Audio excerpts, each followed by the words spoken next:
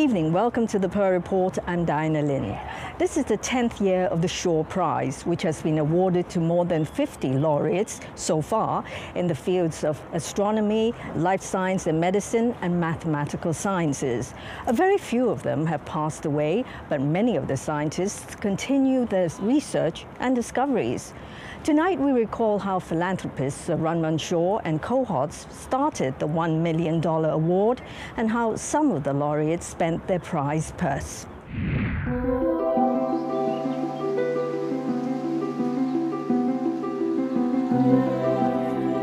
Now, did you point these flowers out to people? Cambridge University professor Michael Berridge made a groundbreaking discovery in 1983 of a universal second messenger in cells, for which he won the Shaw Prize for Life Science and Medicine in 2005. You had already retired in 2003. So a sort of period of adjustment, do more gardening, spend time with my grandchildren. The couple had moved to this home. I said when we came here, I said, well, you've lost your study. Yeah. So now I'm in the sitting room and he's supposed to be doing his work. It's impossible, really.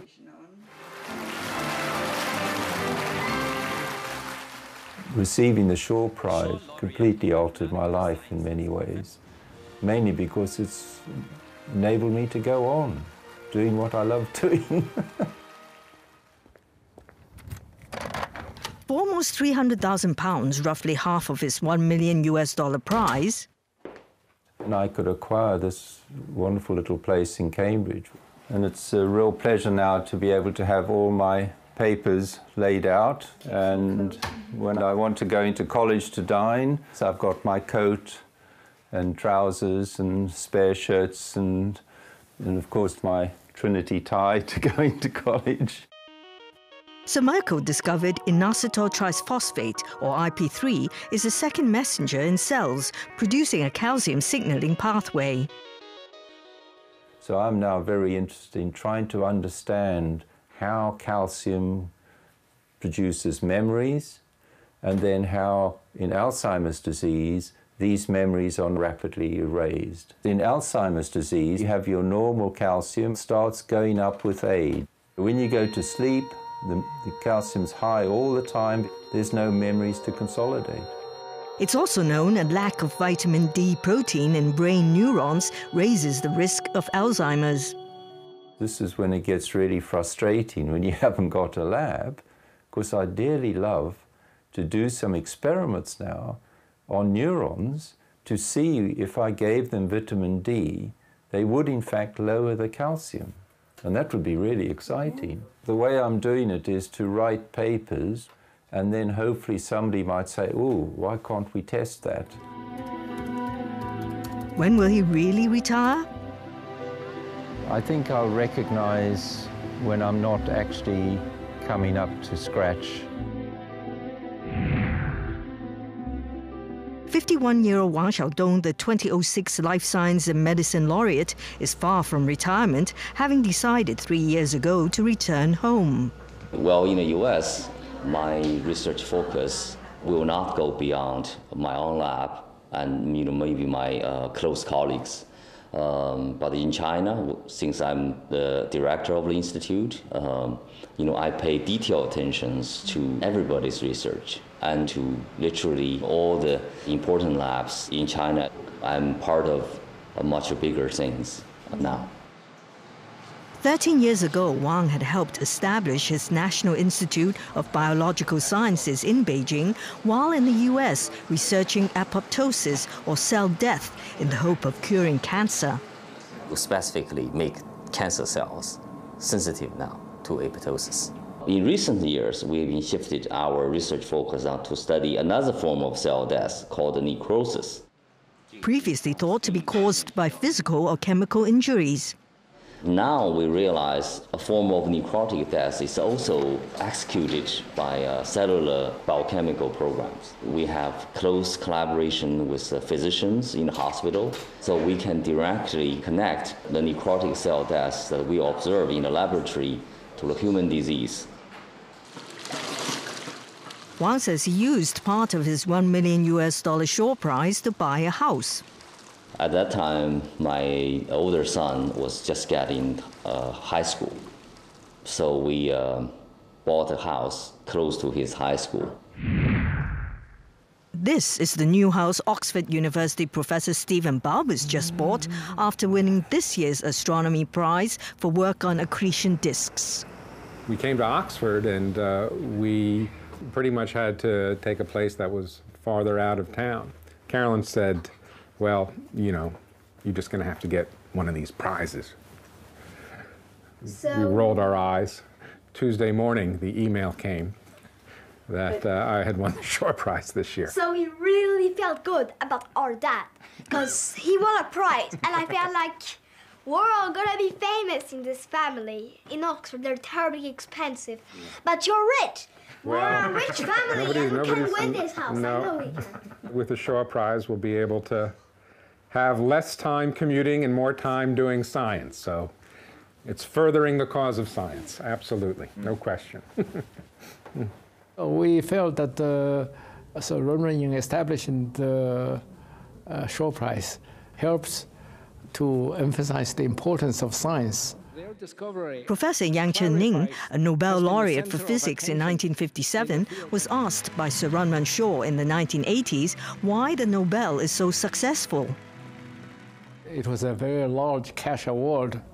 Criterion of selection was very strict and very rigidly followed. It's long-lasting. In 2002, Sir Run Shaw launched his eponymous prize. We can guess he felt that he has contributed a lot to education in China. A preparatory committee was formed with Yang, Lady Shaw and scholars, including Pak-Chung. It's a great idea. We have never heard about any prize that originated in Hong Kong to make this an international prize. We are going to recognize and honor scientists who have made profound contributions, you know, to knowledge discovery or to betterment of human lives. And the prize money? We reference to Nobel Prize, you know, awards. It was decided to be $1 million US per prize. You know. Professor Yang Chen-Ning says the categories of astronomy and math were making tremendous breakthroughs and were chosen immediately. Because they were excluded from the Nobel Prize. Life science and medicine competed with the Nobel's physiology or medicine. It's a large enough field that could tolerate 2 prizes. 7 Shaw laureates have later also won Nobels. The Nobel Prize, because of its long history, is the most prestigious. I think the Shore Prize now ranks just next to that. Nobel Selection Committee members must be from Sweden, Norway or Denmark.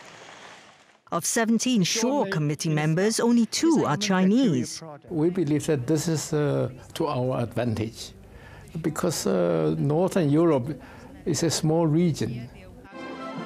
Each year, the Shaw Foundation invites nominations from thousands of scientists through societies and institutions. Only dozens are returned for math and astronomy and hundreds for life science and medicine. The 3 committees then shortlist them. They will engage in intensive study, informal consultation, and come down to one team that have contributed to one work. For example, it should be works that are relatively recent or whose importance has been recognized relatively recently. In every field of science, every year, there is generally 2 or 3 achievements that greatly excite the scientists in that field. So these are natural possibilities. The committees then submit their candidates to the Adjudicators board. In every case, after exchanges, we have accepted their recommendations. I was president here for 3 years, of the Royal Society of Edinburgh. Michael Atiyah, Abel Prize winner and former master of Cambridge's Trinity College, chaired the Shaw Selection Committee for Mathematics for 5 years. These committees have quite a difficult task. He was recommended by the late Chen-Ning, a renowned differential geometer and the first Shaw Math laureate. It's very important that when you start with a new prize, you set a high standard at the beginning. Then people try to maintain the standard. And the mathematical community has very high, rigorous standards. And they say, oh, he's not good enough, he's not good enough. So the number of people that they think are good enough is smaller. The selection committee depended a lot on outside referees as well as its own criteria. The importance of the results or the theory, how difficult the problems were to solve, or how original they are in terms of producing new ideas. For the 2002 launch, the Shaw Foundation invited 37 companies around the world to compete for the design of the award's medal and diploma. Third-place winners Eddie Yu and Hong Lam's crescent-shaped medal was finally chosen. We are awarding people who really dig out the true value or the essence of the human civilization. So the crescents just want to symbolize that kind of digging and exploring. The pair decided on a three-quarter profile of Sir Run. Face is a bit more natural and have confidence. When we are setting up the shooting, he sat aside. At one point, he just smiled at us and asked, you're working very hard. We said, yes. It's very humble and kind, right? The foundation sent the design to a coin minting plant in the US. It takes a lot of time to modify the mold until it's become really look like Mr. Shaw. After 10 years, when I look at this award, I think we did it. Really long-lasting and timeless design for this design for Shaw prizes.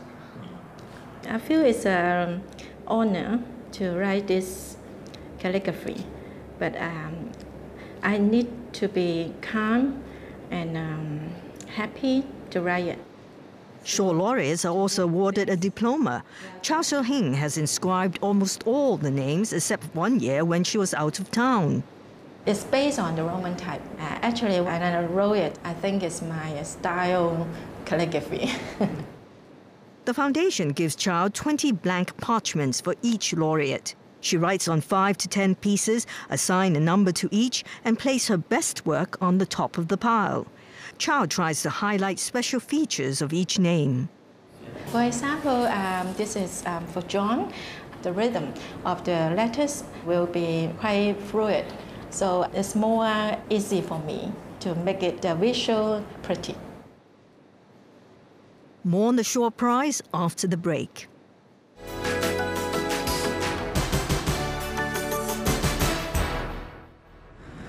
Berkeley, California sleeps. So this exposure will take approximately 68 seconds. And Jeff Marcy planet hunts by remote control. We can actually use this world's best telescope from 5,000 miles away, monitoring the quality of the data going from star to star throughout the night. Operators at the Keck telescope in Hawaii facilitate Jeff to take images of about 40 stars, and he'll later look for the exoplanets near them. He shared the Shaw Prize for Astronomy in 2005 for proving there are planets outside our solar system. The UC Berkeley professor has used part of the prize money to help fund a $12 million telescope at the Lick Observatory at Mount Hamilton, California. It's called the Automated Planet Finder. Find Earth-like planets around the nearby stars, those that, in the next century or so, we may indeed travel to, at least robotically, if not in our own bodies. I do have some pursuits that I really want to follow passionately. Finding life, even microbial life, would be the breakthrough of the decade for sure, if not the millennium. Finding intelligent life elsewhere in the universe would be better than discovering fire. Probably the greatest thing that the Shaw Prize offers somebody like me is the capability to try something even riskier, like hunting for ET. Sounds crazy. And if I fail, people will say, yeah, the old guy went crazy on us, too bad, but maybe we'll be successful. And so I feel like I'd love to give it a shot. The astronomy laureate in 2009, Frank Xu, used his Shaw Prize money to start a special scholarship fund at Taiwan's Tsinghua University for students studying social sciences. 5 scholarships have been awarded. Gives them recognition, gives them encouragement, and they're not so common in those fields. So I still have not used up all the money. In 1964, Frank helped publish a paper on the spiral arm structure and density waves in galaxies that remained a key fundamental theory in astrophysics for 4 decades. In recent years, he shifted his focus to renewable energy. He has developed a device which can quickly make charcoal. Vegetation got buried in the ground, touches hot rock, over hundreds of millions of years will naturally become coal. We can't get the high pressure. Put it in beneath the surface of the molten salt. In 10 minutes, it will become charcoal. You can burn it. So when you burn them, it's completely clean. The ash that's left over used to be used as fertilizer. Some portion of it is not burnt. It's either used to make airplanes or in the cores of nuclear reactors.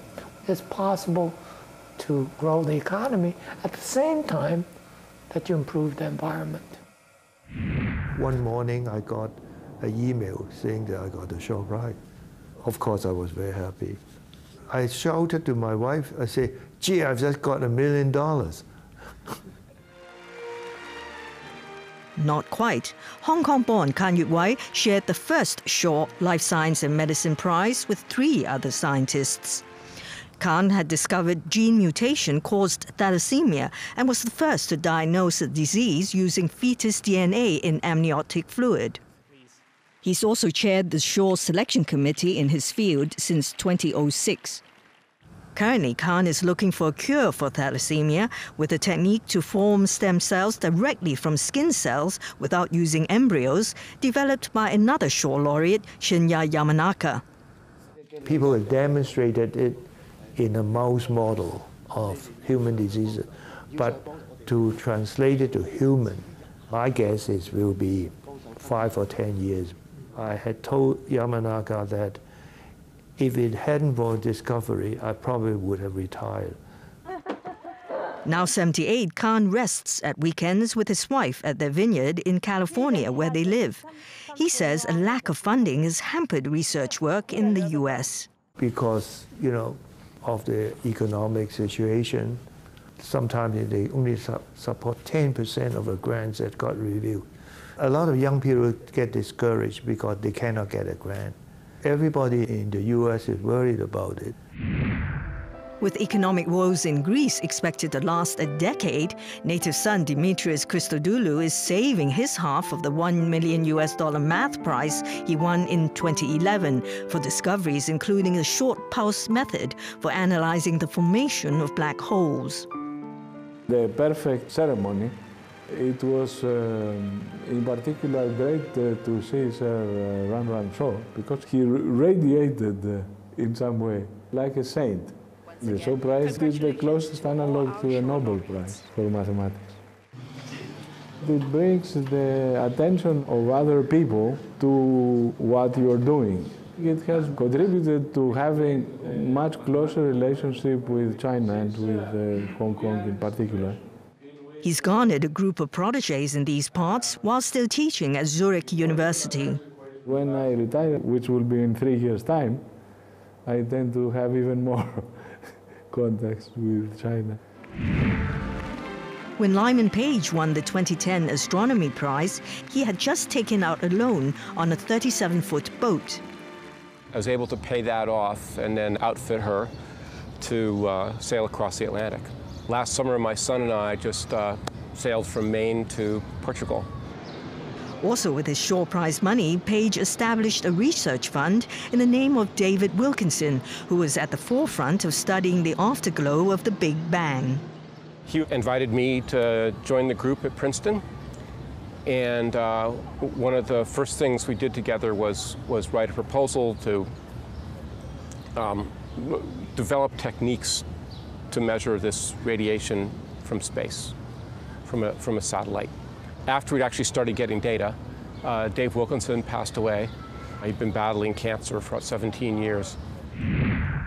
Battling diseases preoccupies Sir Ian Wilmut, who won the 2008 Shaw Prize in Life Science and Medicine for producing world-renowned Dolly the sheep by cloning.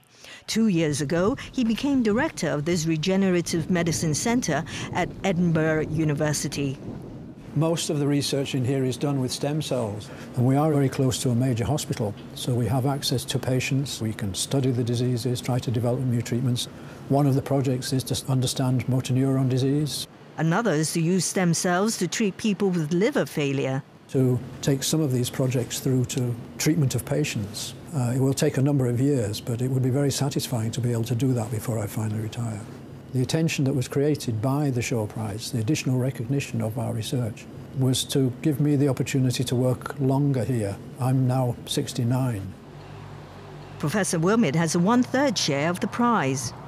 We use some of it for the family, and I've used it to support students, postdocs who are running out of money, and also to take people to meetings. It's very important that young people get the chance to advertise their work and to listen to other people. Recently he's tried to slow down a little bit so that we have a little bit more time to spend together and with the family too.